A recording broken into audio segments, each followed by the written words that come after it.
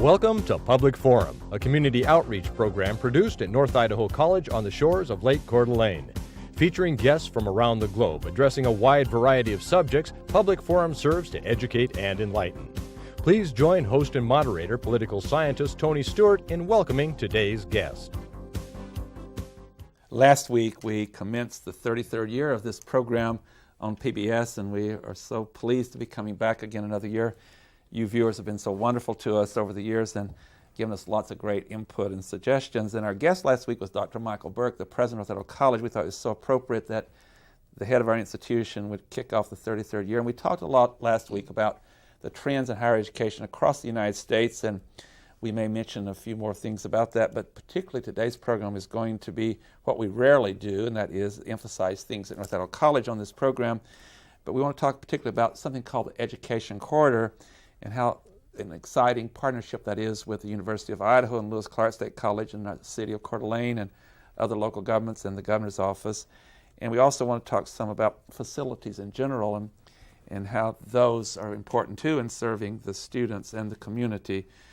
Dr. Burke holds a baccalaureate degree from the University of Houston, a master's from the University of Houston, and his PhD from the University of Texas at Austin, one of the fine institutions in our country. Dr. Burke, it's a pleasure having you back, and we had a very outstanding interview with you last week. Thank you, Tony. I enjoyed it. And I'm so pleased to have our two regular panelists with us today, Janelle Burke, who is an attorney in the state of Idaho, and next to her is Erna Reinhardt, who is Director of Public Relations at North Idaho College, and we'll commence the questioning with Janelle Burke. Well, we're going to talk about the Education Corridor today, and so would you please describe for us what is the Education Corridor for our viewers out there who may not know? Well, in some ways it's a concept, other ways it's a bit of acreage on this beautiful location where North Idaho College is. But let me start with a concept first. We began talking about the institutions we share this little peninsula with here in North Idaho, with the University of Idaho and Lewis Clark State College, about a way to provide a seamless educational experience from freshman year to perhaps graduate level. And they, as two state organizations with a statewide mission, they got together with us and worked out a curricular path, if you will, for their students so we would avoid duplicating our efforts. We've also begun work on simplifying the front end of the process, how students are admitted. If you can imagine simple things that you may not think of being issues. If a student is part-time at 3 different institutions, he's paying a higher tuition than he would have paid even at the most expensive institution. Those kinds of inadvertent problems that popped up, we've systematically worked on those to take that out of the equation so it's no longer a barrier to our students.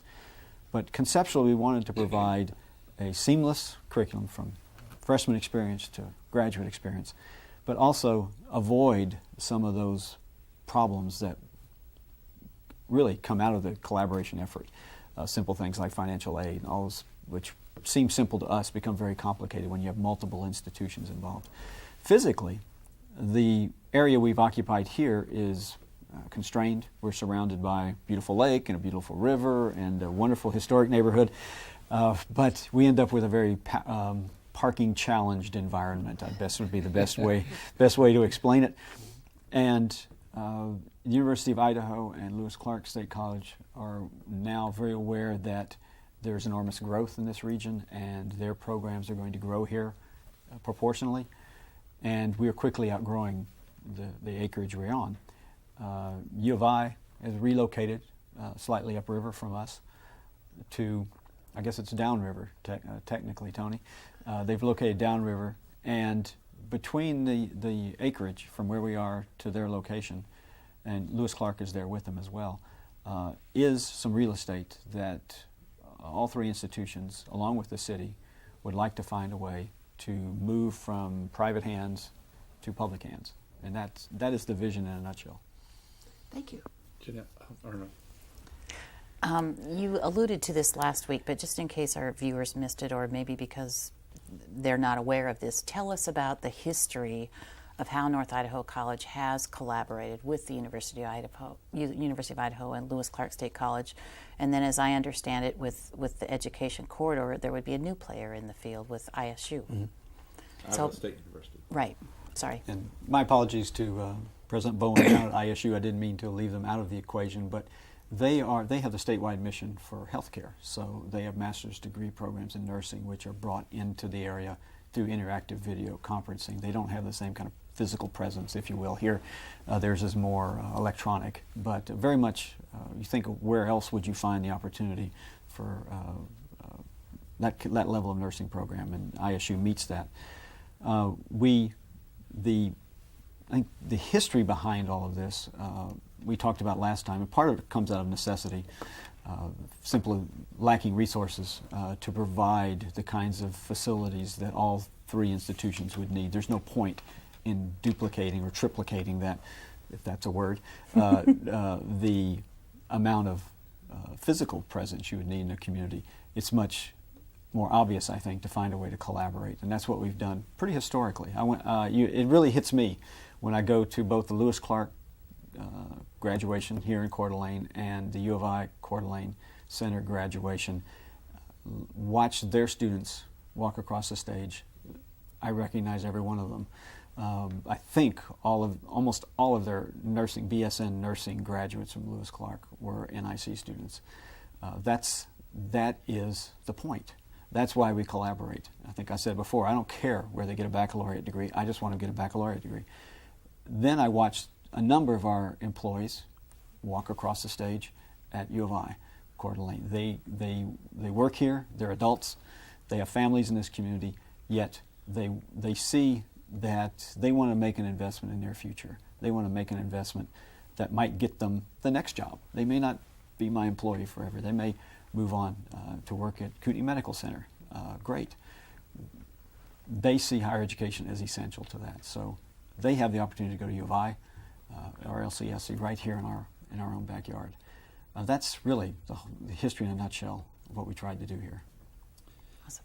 What a beautiful bridge that was been built to what I want to talk about, something we have not talked about today yet, and that is the shortage of nurses in America. It's very serious, and obviously when people are going through certain medical treatments and hospitalization, nurses are on the front line and are crucial to that process. And it's my understanding that, Dr. Burke, that one of the reasons there is a shortage of nurses is that across America there are not adequate actual physical facilities and educators and all to train as many. And I know in our friends in Spokane at the Spokane Falls Community College and here at North Idaho College and other institutions around, there's a greater demand than we can serve. And so one of the things that you've been able to do, and we should give the governor a lot of credit, Governor Kemp Thorne got the legislature to appropriate through the bond process buildings to higher education all over the state, and our building is under construction. And the reason I mention it is because it's the health science building, and that's where the nursing department will be housed. I'm going to ask our staff to put up a series of slides that you can see to your left there, and we're going to start with the very beginning of construction. Something you're very proud of is this building. I think it's almost a $12 million building, and if they'll put that up, then you can guide us through this construction. Well, I've had some interesting conversations with some of our senators and representatives about how excited I've been about this really big hole. I think is how that's a technical term for it. But this hole out on the field north of our student union building is really the future of I think the future of the institution, really working out in bricks and mortar. It will be an extraordinary facility. It's 57,000 square feet. It's enormous. It will provide the kind of facility that nursing program deserves. We have an extraordinary nursing program. As you see here, the interior walls are going up. Literally every day I walk out there and something new has popped up. They want to get as much of it done so they can move indoors when the winter season comes about. The structural steel went up this summer.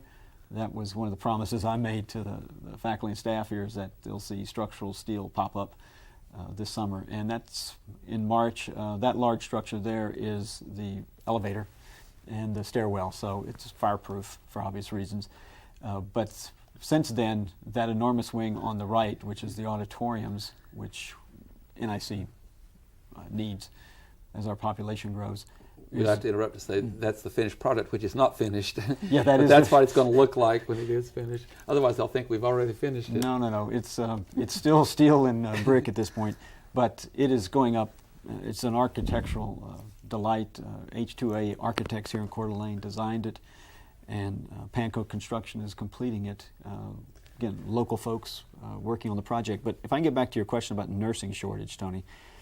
I just finished reading Occupational Quarterly and Occupational Outlook Quarterly. Nursing healthcare is the #1 high demand occupation in the United States, probably in the world. And as you know, we last count, I think we had 557 nursing majors or health-related majors. That's 1 in 8, 1 in 9 of our students is pursuing a field related to healthcare. Extraordinary numbers.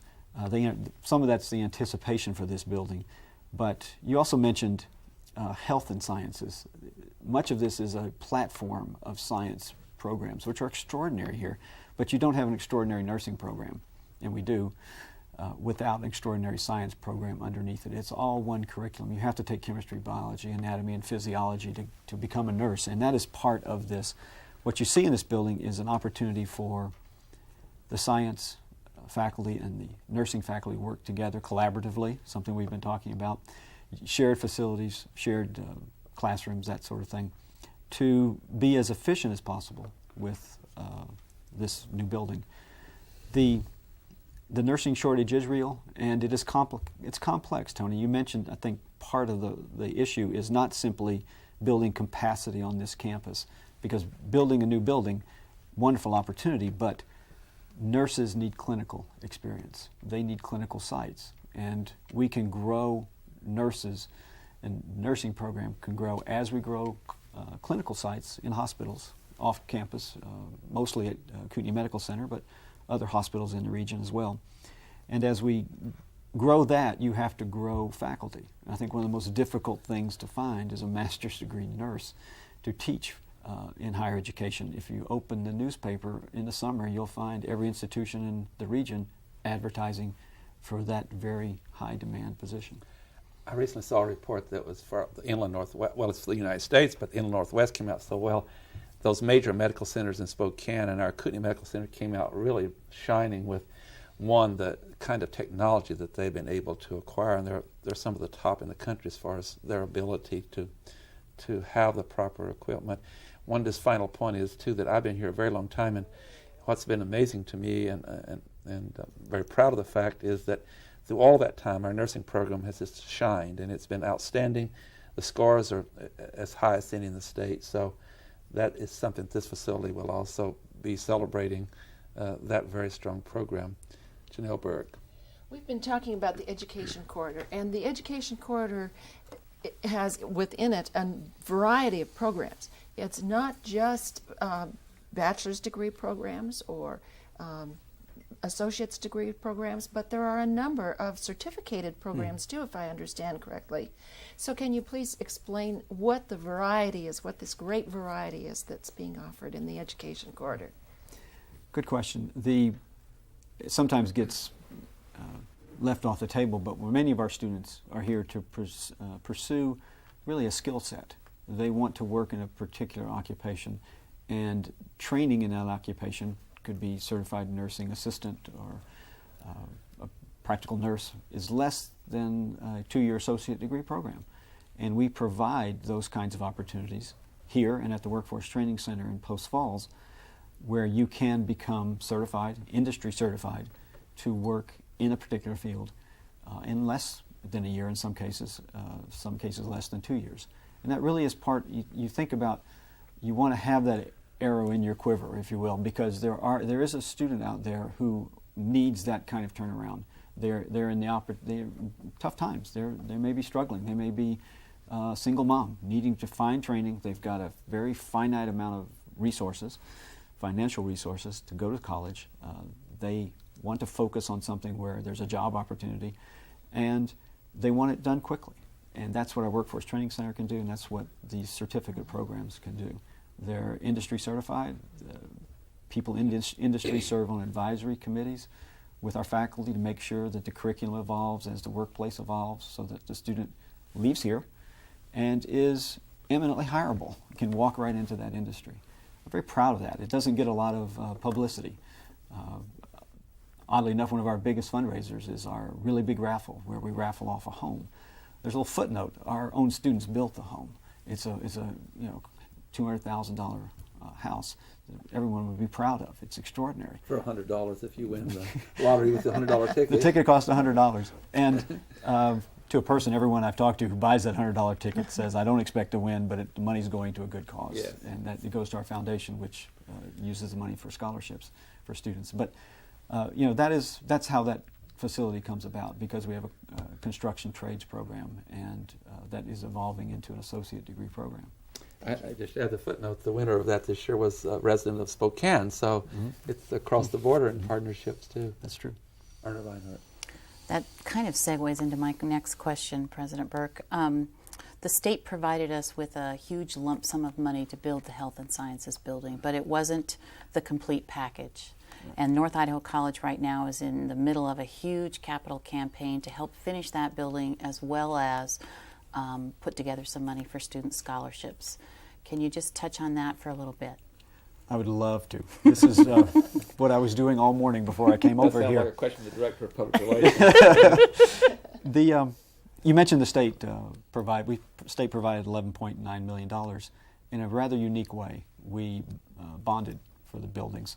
When the economic recession after 9/11 hit, the building, which had been fully funded, was taken off the table, deferred, I think was the technical term, and great disappointment, as you can imagine, on the campus, because the architect had designed it. We'd had steering committees figuring out what to put in it.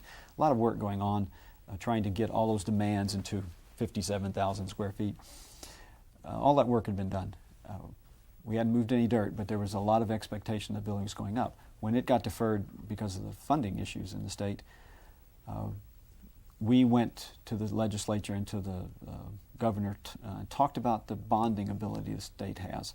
And it's not something the state exercises very often, but they can bond, we can sell bonds, we can generate this kind of money and put people to work. You put an awful lot of people to work building a building in every large city in this state.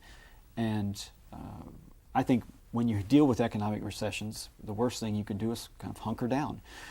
This way, we put people to work in the construction fields, turning that money over in our community, and it turns over 2 or 3 times.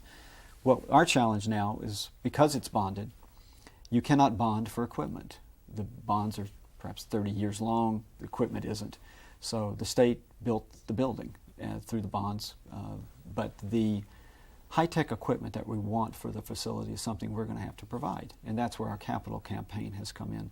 We're out trying to raise $2 million currently. We have a $1 million goal for the technology for that facility, and that won't be hard to spend, trust me.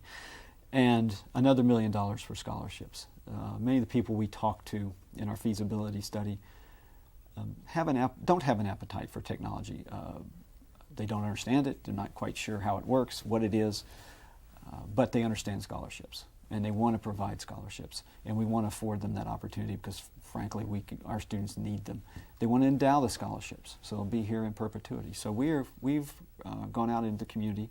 We have a 75-member steering committee. We have 3 co-chairs, Dick Sam from Wells Fargo, Denny Haig, who's on our board of trustees, and Jim Coleman with JUB Engineering volunteered, very busy people, along with Marie Weitzel, who's our honorary chair. And we're out soliciting funds as we speak for that facility. We had the unveiling in July we reached our $1 million mark, so we're very excited about that in pledges. But we're actively, as we sit here, recruiting individuals and trying to connect with our alumni and generate some interest for the rest of the campaign. Very exciting time. It's a challenge. This institution has never attempted a $2 million campaign or even a $1 million campaign. So it has been a stretch for our foundation, who are all volunteers.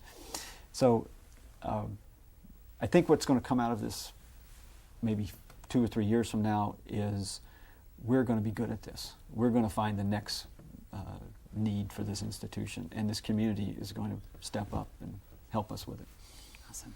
And the foundation, the North Idaho College Foundation, has been very successful. They have multi-million-dollar endowment that gives a lot of other scholarships and other things. We're so serious on this program, but I must just joke with my wonderful friend Erna Reinhardt when she used the word that this is such a huge endeavor to raise $2 million. And a former member of this panel, Steve Schink, is now in a very important position in Arizona. He has to raise $1 billion. And I find the $2 million so comforting to know that you don't have to raise $1 billion. On that note, I would like to also talk about something that has some technology involved. In addition to the institutions in Idaho that you've mentioned that are collaborating together, we're very fortunate to live in the Inland Northwest, where we have all these wonderful other institutions in Washington, such as Washington State University and Eastern Washington University, and the private schools like Gonzaga University and Whitworth College and the community colleges there.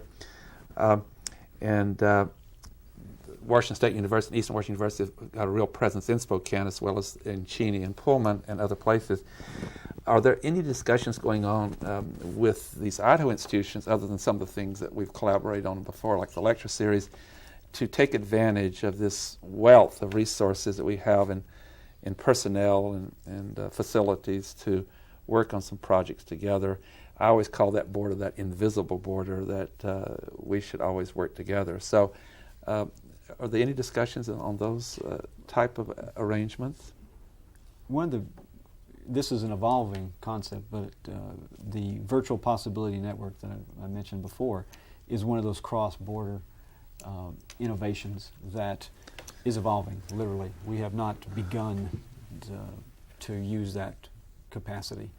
This is a broadband, huge fiber optic cable that's going to be lit by 16 institutions in higher ed. But in Idaho, we are looking at the same, we call it IdaNet, but we're trying to find the same way to connect, if you will, a backbone north-south, and then another backbone west to east in Idaho, where the major population is, and then find a way to connect up with all the public schools in Idaho via IdaNet, and even public agencies, police department, for example, those kinds of things where emergency kinds of issues affect all of us.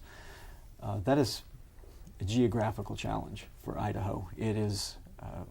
I came from a state where you could watch your dog run away for a week. It was so flat. Here you've got challenges of mountains and rural areas and isolated areas in the state, and it's not going to happen overnight, Tony. Mm-hmm. It's going to be a lot of heavy lifting probably throughout the rest of our career. But the premise is, again, scarce resources, a lot of investment in people in isolation, trying to find a way to connect them electronically. The cities in Washington and Idaho, in the Inland Northwest, the mayors of those cities have put together a somewhat informal but I think effective organization of meeting on a regular basis and discussing mutual interest. And I know that you're very proud of the fact that the president of those universities was here recently with his granddaughter entering her at North Idaho College. At lunch I could see the twinkle in your eye. But so my question was, would it be a good idea to have the presidents of these universities, colleges, and community colleges in this region to meet on a regular basis and share notes that might produce some other exciting endeavors together? Good idea. The VPNet comes with it a set of a board of directors who are more the technical level, and then a board of trustees, if you will, for the more conceptual integration of the campuses and the curricula that we all have. And that's perhaps at the level where we can begin those kind of conversations, Tony. Mm-hmm. I have another motive, too, in this whole process, other than it being so positive, and that is that over 60 years ago now, 5 people were chosen to predict what Spokane would be like in 50 years, and it was stored at Spokesman Review, and it was open, and one of them, he was really off. He said there'd be 1 million people in Spokane. Then they invited 5 of us in 1987, I think it was, to predict 50 years, and it's been stored away and it's secret. But all I can say is that my predictions would be helped by this process. So I'll leave it there and go back to Janelle Burke. In the last round of questioning, I asked you about the variety of programs that lead to degrees and certificates and so forth, the variety that's available. But now I want to talk a little bit about the enrichment of a community through higher education. Really, when there is a community college, or other colleges and universities in the area. It enriches the entire life of the community because there are many wonderful programs that are offered. But North Idaho College has a number of special interest type programs. Can you help our viewers to understand what they might be able to take advantage of in this community college and probably other community colleges throughout the country, the special interest kinds of programs? Great question, and we're not alone in this. Community colleges have taken this on nationally. We want to be your community college. We want to be the nexus, if you will, of the community life. And because North Idaho College and College of Southern Idaho as well, both have extraordinary theaters, for example. We have the Coeur d'Alene Symphony here. We have summer theater here. We provide jazz concerts throughout the year for high school students, as well as inviting the community in to take part in them. We are the cultural center, I think, of the community. You'd be hard-pressed to provide the kind of cultural experience that all those organizations provide without this institution. We do it free. We provide the facilities, we provide the parking. It is not something that is part of what the taxpayer really sees as a benefit from the college. But it is, I think they would miss it in its absence. It would be clear to them that we've lost a wonderful thing in this institution. If you have the opportunity for a city or in the state to be picked to be the host of a community college, I think they'd all trip over themselves trying to get to the table, because they understand there are all these collateral benefits from the institution. Art on the Green, something we do every summer. About 50,000 people come to that. I had no idea what that was. I had no idea how big it was till I got here. Extraordinary opportunity. Where else would that take place? It's now spilled over into City Park. On that note, we have to bring the program to conclusion. As I said last week, the clock is the power on this program. Dr. Michael Burke, President of Idaho College, thank you very much for being with us for these 2 weeks. We've just had a wonderful time, and I hope our viewers agree that we've covered a lot of important issues that deal with higher education across America, and certainly we've given some emphasis to our institution that we was pleased to do. And good luck in your work this year, and we hope it's a wonderful, rewarding year for everyone in higher education, not only here but around the country. Ladies and gentlemen, I hope you'll be with us again next week at this same time, when we will yet discuss another issue on a different topic than we have had this past 2 weeks. And please feel free to write to us or call us.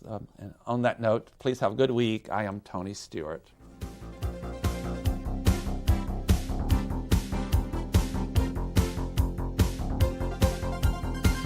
Recorded on the campus of North Idaho College, Public Forum is the longest-running in-house college production on PBS. Each episode is pre-recorded live and is an educational outreach from North Idaho College.